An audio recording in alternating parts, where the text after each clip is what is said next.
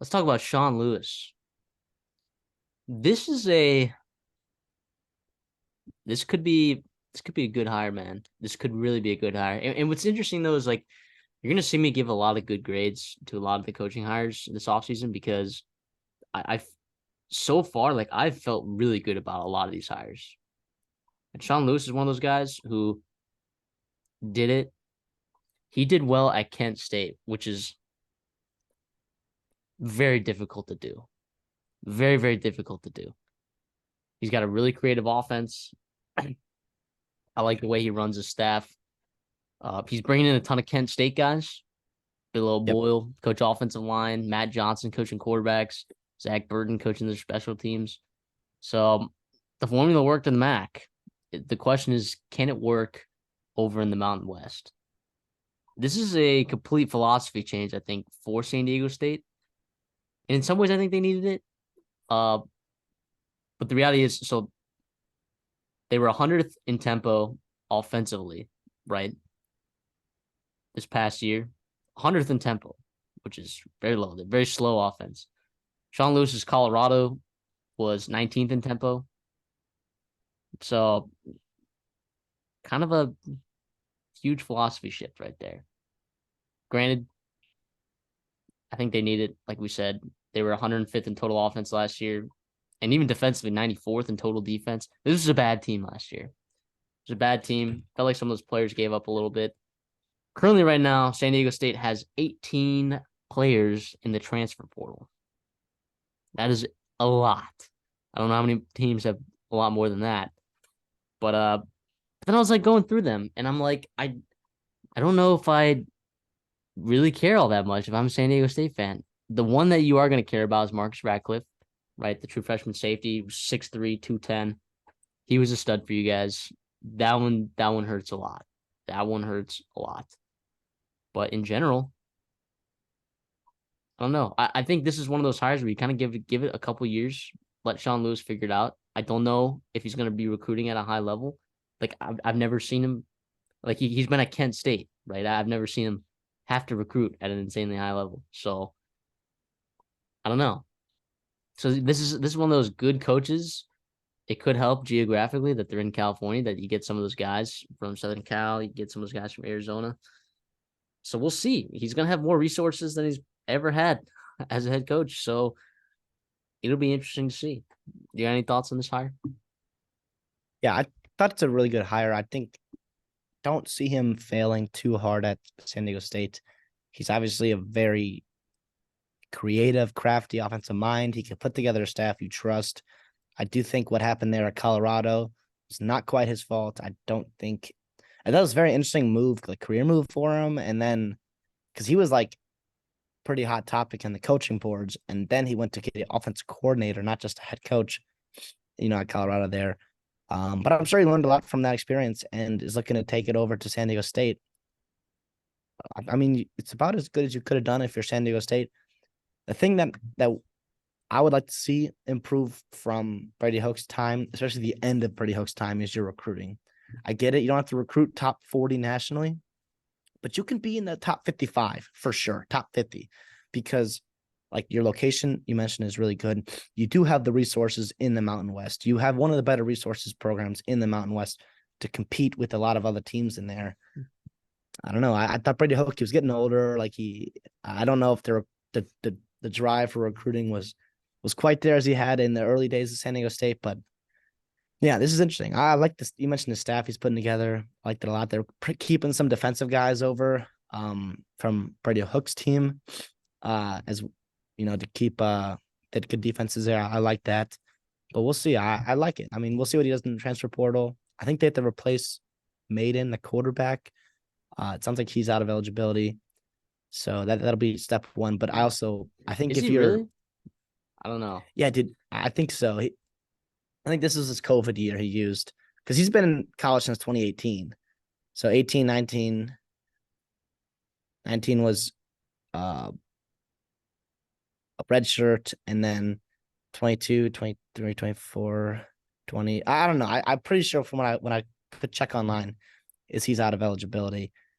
Maybe I'm Okay. sure he can apply for one because of the transfer and whatever else. Like who knows about eligibility, but I regardless, like I like Maiden, but Sean He Lewis, I don't played. think will have. Yeah. Okay. Yeah. He might be out of eligibility. Huh. I think Well, Sean Lewis, he'll be able to find one in the quarterback. I think if you're a quarterback, Colin Schlee, I believe he still has eligibility. Go back with Sean Lewis. that'd be You crazy. just go a little bit south from UCLA. But I'm sure that's a pretty attractive position to be at if you are a quarterback in the portal. Yeah. And there's a lot of them. I was looking at, you know, on three does a really good job. I think 24/7 is kind of the premier recruiting website. I think On3 does a really good job transfer portal. They have 17 4-star quarterbacks in the portal. That's crazy. Like last year there was like 9 or 10, you know? And that's not even like there's so many sleeper guys out there. There's so many sleeper guys. Source So B. yeah, we'll talk about some of those guys. But I do think keeping Lindley on staff was an interesting move.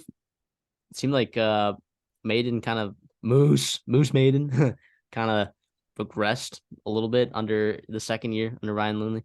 But the reality is they also just couldn't run the ball. And when you run a system like Sean Lewis, right, the Eric Cordell or Coydell, however you say that, Coryell, sorry, that's how you say it.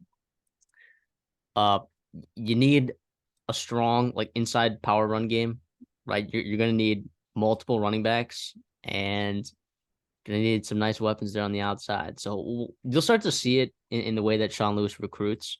He does a good job playing to that, and it'll be interesting, man. I now let's talk about expectations. I think the expectations for San Diego State fans is to be consistently competing for Mountain West championships. Yep. I mean, 2 years ago they were 12-2, 7-1 conference there with Brady Hoke Yeah. at 19th in the college football playoff at some point. So what is exceeding expectations? Is that winning the Mountain West and getting a bid to the college football playoffs in the I 12 think that man? would be it right there. Yeah. Now there's So in gonna be terms, there's a lot of good G5 programs right now, and the reality of it is like that G5, the top of the G5 programs job has become a little bit more attractive because of that reality that you do have the possibility of playing in the college football playoffs.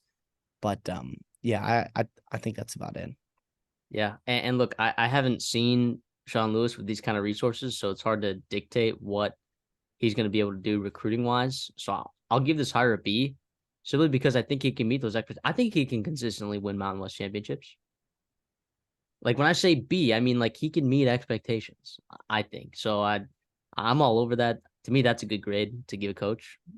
Uh, I don't know. I haven't seen his recruiting enough to like where like is this going to be an elite team in terms of G5 that they can make the college football playoffs? I don't know.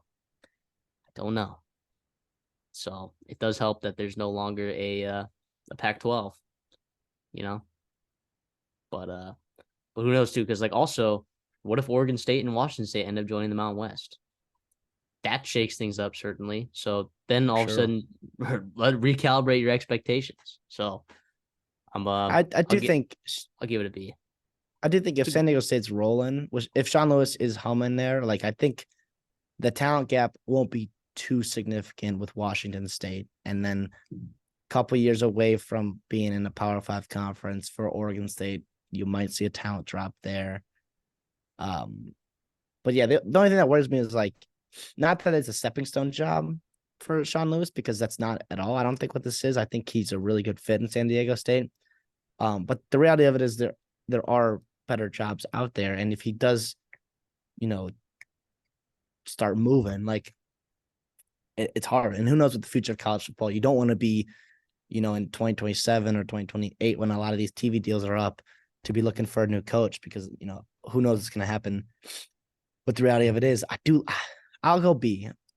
B, yeah, I'll go B with upside there. I think it's a great hire. When we say Yeah, B, that's a great hire. I don't know okay, I don't know yeah, what to say. and he runs a style that'll be confusing in the Mountain West. You see people struggle with Air Force sometimes. Like they'll take a little bit to adjust to Sean Lewis. Yeah, I like it. I mean, and he turned around Kent State, and they went to bowl games. They played for a conference title. It, back when they had Dustin Crum, or yeah, like it was, yeah. it was it's a you mentioned I'm sorry. You mentioned that it's a hard job there at the MAC with limited resources. It's a better job now at San Diego State. You're in a conference where you are obviously still G5. There's still some resource limitations, but compared to the rest of the conference, like they got a new stadium, they're in a very talented area recruiting ground, and the logo is pretty darn good, especially with what your basketball program's doing right now. Yeah, it should be good. It should be good. When I first saw the hire, I was like, I like that. It's a B. Yeah. What's the first reaction? I thought it was a good hire. And then, you look into it and you're like, I think he can win some Mountain West titles. And also, you got to think about: do you think Boise State, Spencer Danielson's happy that this guy was hired here? Probably not. I No. don't think San Jose State's very happy, right? You look at some other team, UNLV and Barry Odom. I don't think they're super happy there. That Sonny Lewis is coming to town. I think coaches respect him, and you saw that like he got fired from his job, let go, but Moted. relieved of his duty. But he had a job, a pretty darn good job right away. I think that shows the respect level that he has in the coaching industry. That okay, this guy's actually a really good coach. We'll give him another chance. And I didn't think he was a problem at Colorado, like I mentioned earlier. I think he'll do good things here. Hey guys, MD here. Just here to invite you to the Retro Sophomore College Football Bowl pool. The link to join will be in the description down below. The winner, what do they get? A chance to be a guest on the Retro Sophomore podcast, of course.